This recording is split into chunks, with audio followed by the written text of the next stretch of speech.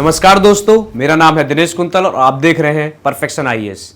आज हम आपके लिए भारतीय संविधान एवं राज्य व्यवस्था में बीपीएससी में यानी बिहार लोक सेवा आयोग में विगत वर्षों में पूछे गए प्रश्नों पर चर्चा करेंगे। और प्रश्न बहुत ही महत्वपूर्ण है, यहां से अक्सर प्रश्न पूछ लिया जाता है। आइए देखते हैं। प्रश्न है, भारतीय संघीय ढांचा संवैधानिक रूप से केंद्र सरकार की ओर उन्मुख है, व्याख्या कीजिए। और 66 बीपीएससी की मुख्य परीक्षा में इस प्रश्न को पूछा गया है।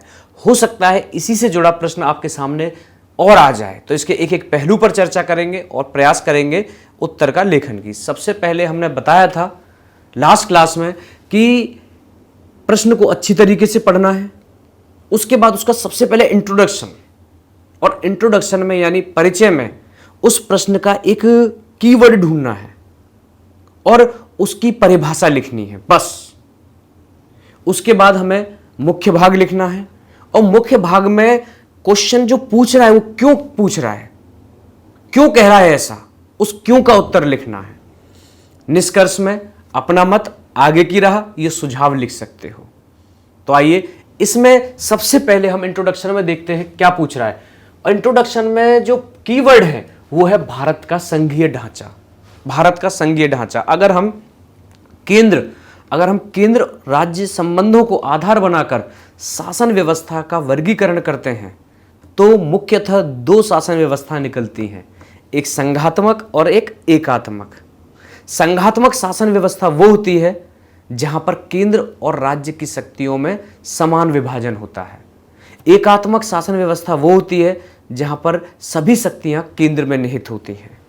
तो केंद्र और राज्य के बीच में अगर हम संबंध को देखेंगे तो दो शासन व्यवस्थाएं, संघात्मक और एकात्मक।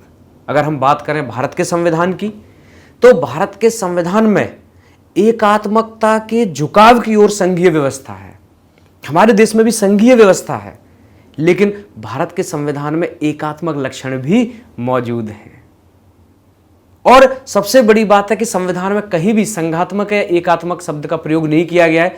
अनुच्छेद 1 में भारत राज्यों का संघ होगा, संघ शब्द का प्रयोग किया गया है। अगर हम बात करें संघात्मक की, तो संघात्मक व्यवस्था अमेरिका में पाई जाती है जहां केंद्र और राज्य के बीच समान शक्तियों का विभाजन है। ब्रिटेन की बात करें तो ब्रिटेन में एकात्मक शासन व्यवस्था है, सभी शक्तियां केंद्र के पास होती हैं। लेकिन भारत ने अमेरिका और ब्रिटेन दोनों के मध्य का रास्ता निकाला। भारत ने भी संघीय व्यवस्था अपनाई, लेकिन उसमें ब्रिटेन के एकात्मक लक्षण भी जोड़ दिए और दोनों में से किसी शब्द का प्रयोग नहीं किया। डॉक्टर BR अम्बेडकर ने संविधान सभा में खड़े होकर बोला था कि भारत राज्यों का संघ होगा, India that is Bharat shall be a union of states. संघ होगा, संघ शब्द का प्रयोग किया है। यानी क्योंकि अमेरिका स्वतंत्र देशों से मिलकर बना है, इसीलिए वहां पर समझौते के साथ बनाए गए, इसलिए केंद्र और राज्य दोनों के पास बराबर पावर होंगी। और ब्रिटेन, क्योंकि ब्रिटेन के पास शुरू से ही एकात्मक पावर रही है, एक के पास पावर रही है, तो एकात्मक हो गया। क्योंकि हमारी व्यवस्था को देखोगे तो प्राचीन भारत से ही एकात्मक शासन रहा है, लेकिन हमने संघात्मक शासन के मूलभूत लक्षण ले लिए और उसमें एकात्मक लक्षण भी जोड़ दिए और भारत के संविधान को विशिष्ट बनाकर शब्द का प्रयोग किया, राज्यों का संघ। अब यह पूछ रहा है कि भारत का संघीय ढांचा केंद्र की तरफ झुका हुआ है, यानी हमारे देश में भी केंद्र और राज्य में शक्तियों का विभाजन है, संघीय व्यवस्था है, लेकिन एकात्मक लक्षण मौजूद है, केंद्र की तरफ झुका हुआ है, जो कि हमने कनाडा से लिया है। आइए इस प्रश्न में देखिए क्या क्या पूछा गया है, किस तरीके से उत्तर लिखना है। भारतीय संघवाद की उत्पत्ति कैसे हुई है और विकास को परिभाषित करना है, और उन विशेषताओं का उल्लेख करें जो केंद्र सरकार की ओर झुकी हुई है। यानी केंद्र के पास शक्ति अलग है, केंद्र संघ सूची के विषयों पर कानून बनाती है, राज्य सूची के विषय पर कानून बनाती है, लेकिन कुछ शक्तियां केंद्र की तरफ ज्यादा झुकी हुई हैं, उन पर चर्चा करनी है। उन विशेषताओं का भी उल्लेख करना है जो केंद्र सरकार की ओर इतना अधिक उन्मुख नहीं है, और उन्हें समझाएं, समसामयिक घटनाओं से कोई उदाहरण दें और फिर निष्कर्ष लिखें। उसके बाद अगर देखें सबसे पहले कि उत्तर किस तरीके से लिखना है, तो ये मॉडल आंसर है जिसमें लिखना है भारतीय संविधान का अनुच्छेद 1 भारत को फेडरेशन ऑफ इंडिया की बजाय संघीय ढांचे जैसे अमेरिका, कनाडा, ऑस्ट्रेलिया आदि की तरह राज्यों का संघ घोषित करता है। भारत फेडरेशन की बजाय भारत को राज्यों का संघ घोषित किया गया आर्टिकल 1 में। और यह विशेषता अनिवार्य रूप से विश्व के विशिष्ट संघीय संरचनाओं से अलग है। एक संघीय सरकार सरकार की एक प्रणाली है जो समानता के सिद्धांत पर देश की केंद्र सरकार और राज्य सरकारों के बीच शक्ति का विभाजन करती है। संघीय सरकार क्या है? जहां केंद्र और राज्य दोनों के पास अलग अलग शक्तियां होंगी, अलग अलग विभाजन होगा। अगर केंद्र को संविधान ने 2 आम दिए हैं तो राज्य को भी 2 आम दिए हैं, लेकिन यह प्रत्येक क्षेत्र को जिम्मेदारियां सौंपता है ताकि केंद्र सरकार का अपना कार्य हो और राज्य सरकार का अपना। भारत औपचारिक रूप से वास्तविक संघीय सरकार का प्रतिनिधित्व तो नहीं करता, क्योंकि यह एक संघीय सरकार की विशेषताओं और एकात्मक सरकार की विशेषताओं को जोड़ती है, जिसे अर्ध संघीय सरकार भी कहा गया है। भारत को अर्ध संघीय व्यवस्था भी कहा गया है। केसी वियर ने भारत के संविधान को, भारत की शासन व्यवस्था को अर्ध संघात्मक कहा है, क्वासी फेडरल। यानी इसमें मूलभूत लक्षण संघीय व्यवस्था के, संघात्मक के हैं, लेकिन इसमें एकात्मक लक्षण भी मौजूद है। तो आधे संघात्मक आधे एकात्मक, लेकिन मूल लक्षण किसके? बेसिक संघात्मक के, कि केंद्र और राज्य के बीच शक्ति का विभाजन होगा। लेकिन एकात्मक है, एक संविधान होगा, एकल नागरिकता होगी। इस तरीके से अब अगर हम बात करें शक्ति विशेषता जो केंद्र की ओर झुकी हुई है, यानी केंद्र और राज्य में भारत में भी विभाजन है, लेकिन बहुत सारी शक्तियां केंद्र की तरफ झुकी हुई हैं। जैसे भारत में केंद्र सरकार को राज्य सरकार की तुलना में अधिक शक्तियां दी गई हैं। केंद्र को भी शक्ति दी गई है, राज्य को भी, लेकिन अधिक किसको? केंद्र को। आमतौर पर संघीय सरकार में शक्तियों को 2 सरकारों के बीच समान रूप से विभाजित किया जाता है। केंद्र सरकार के पक्ष में इस बढ़ी हुई शक्तियों में अखिल भारतीय सेवा, राज्यों के पुनर्गठन, अंतरराज्य नदियों, जल विवादों के समाधान आदि जैसी विशेषताएं शामिल हैं। अखिल भारतीय सेवा का निर्माण कौन करता है? केंद्र, यानी संसद। राज्यों का पुनर्गठन, एक राज्य में से 2 राज्य बनाने हो, 2 राज्यों को जोड़ना हो, राज्य का नाम चेंज करना हो, कौन करेगा? केंद्र करेगा। और नदी जल विवाद हो जाए 2 राज्यों के बीच तो फाइनल कौन करेगा? केंद्र करेगा। ठीक है, देखिए आइए कुछ विद्वानों के विचार हैं। जैसे केसी वियर ने भारत के संघवाद को अर्ध संघात्मक कहा है। इसमें संघात्मक और एकात्मक दोनों लक्षण मौजूद हैं, लेकिन शक्ति केंद्र की तरफ ज्यादा झुकी हुई है। ठीक है, इसका प्रयोग कर सकते हैं। उसके बाद संघात्मक विशेषता के बारे में बता सकते हैं। संघात्मक विशेषता केंद्र और राज्य के बीच शक्तियों का विभाजन है। लिखित, कठोर एवं सर्वोच्च संविधान। संघात्मक व्यवस्था में लिखित संविधान होता है, कठोर यानी संशोधन करना बड़ा मुश्किल है, और सर्वोच्च संविधान की सर्वोच्चता होती है। 2 सरकार होती हैं, 2 सरकार हैं। ठीक है, उसके बाद स्वतंत्र और निष्पक्ष न्यायपालिका, दोहरा संविधान, केंद्र का संविधान अलग, राज्य का संविधान अलग, और दोहरी नागरिकता। अमेरिका में केंद्र की नागरिकता अलग है और प्रांत की अलग है। उसके बाद अगर हम एकात्मक विशेषताओं की बात करें तो अलिखित संविधान और लचीला संविधान। उसके बाद एकल सरकार, एकल संविधान और एकल नागरिकता। इस तरीके से संघात्मक विशेषताएं देखी और एकात्मक विशेषताएं देखी। लेकिन भारत में दोनों ही विशेषताओं को लिया गया। मूल तरीके से अगर बात करें तो भारत की जो शासन व्यवस्था है वो संघीय शासन व्यवस्था है, लेकिन एकात्मकता की झुकाव की तरफ।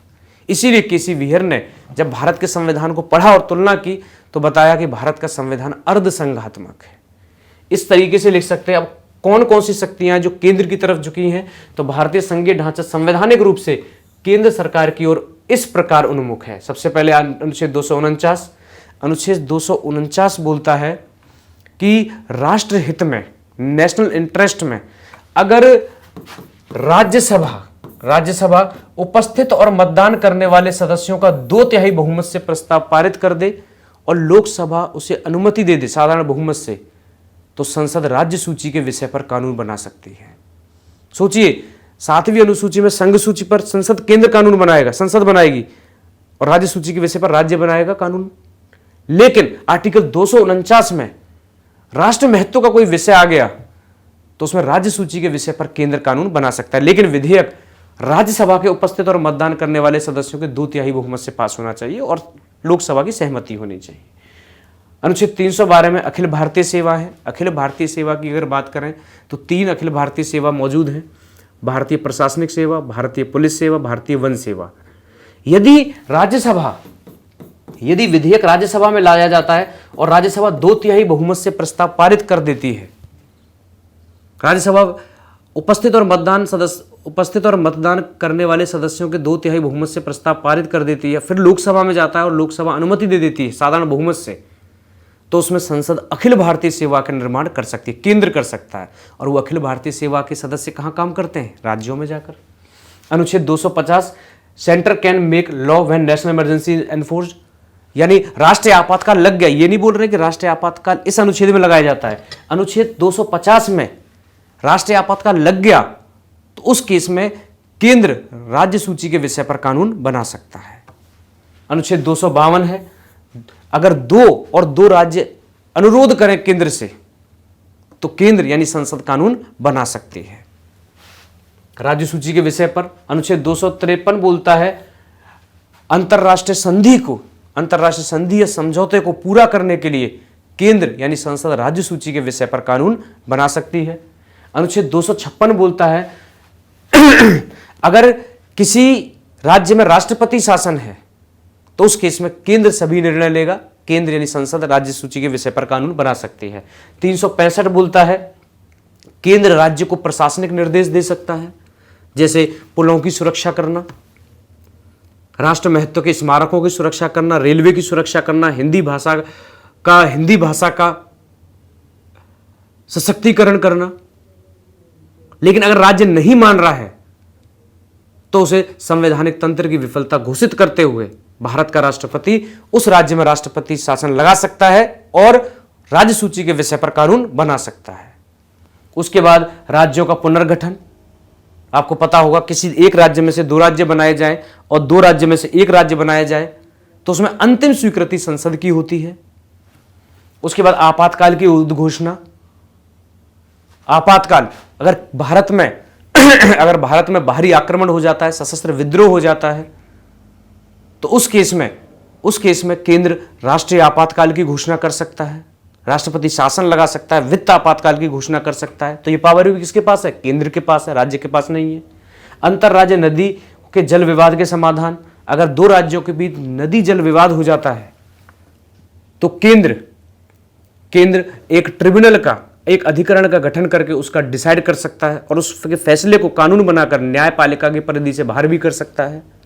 तो इस तरीके से हमने देखा कि भारत के संविधान में केंद्र और राज्य के बीच शक्तियों का विभाजन तो है, संघात्मक व्यवस्था तो है, लेकिन सशक्त केंद्र को अपनाया गया है कनाडा के तर्ज पर।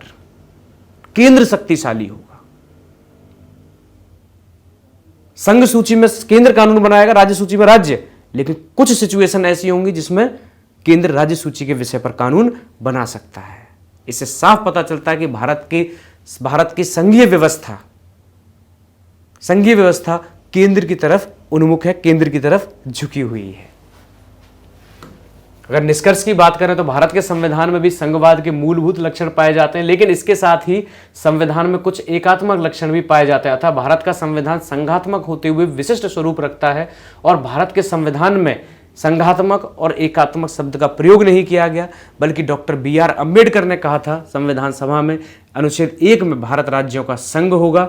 इसका मतलब यह है कि हम अमेरिका की तरह स्वतंत्र देशों के साथ समझौते का नतीजा नहीं है। वहां राज्यों ने अमेरिका को बनाया था संयुक्त होकर, यहां भारत ने राज्य बनाए हैं। और एकात्मक भी नहीं रख सकते हम, क्योंकि उससे राज्य हित पूरे नहीं हो पाएंगे। इसलिए दोनों व्यवस्थाओं को अपनाया गया और प्रयोग किया गया राज्यों का संघ। तो इस तरीके से अगर आप उत्तर लिख दोगे तो आपको अच्छे मार्क्स मिलने की पूरी संभावना है। सबसे पहले परिचय जो पूछा गया है उसमें कीवर्ड ढूंढकर उसका इंट्रोडक्शन लिखना है। उसके बाद आप किसी भी दार्शनिक का या किसी विद्वान का कोट भी लिख सकते हो, जैसे यहाँ केसी वियर का लिख सकते हो कि केसी वियर ने भारत की शासन व्यवस्था को अर्ध संघात्मक कहा है।